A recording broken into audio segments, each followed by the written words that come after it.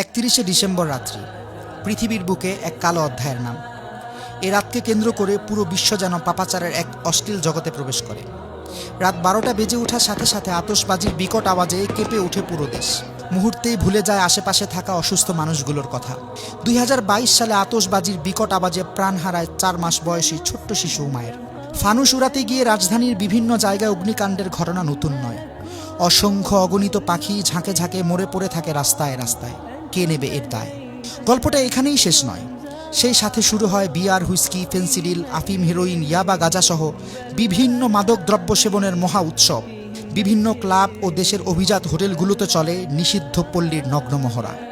উঠতি বয়সের তথাকথিত বহু আধুনিক তরুণ তরুণীরা লিপ্ত থাকে অবৈধ কর্মকাণ্ডে।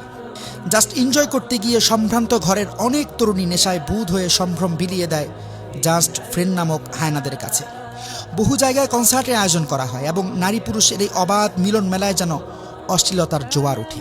রাজধানীর বিভিন্ন রোডে বাইক রেসে দুর্ঘটনার সংবাদে গরম থাকে প্রচার গণমাধ্যম। বড় অবাক লাগে।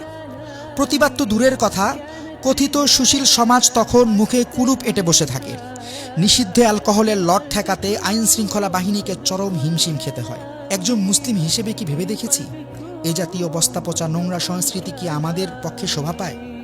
ইসলাম তো বটেই, এমনকি একজন সুস্থ বিবেকমান কোনো ব্যক্তিও এই জাতীয় চরিত্র বিধ্বংসী উদযাপনকে মোটেও সমর্থন করতে পারে না। সত্যি কথা বলতে কি জানেন, এই ঘৃণ্য সংস্কৃতি আমাদের নয়। তাই আসুন পশ্চিমা এই অপসংস্কৃতির বিষাক্ত ছোবল থেকে নিজে সতর্ক হই, অন্যকেও সতর্ক করি। ساهمتم في نشر خير مثل السحاب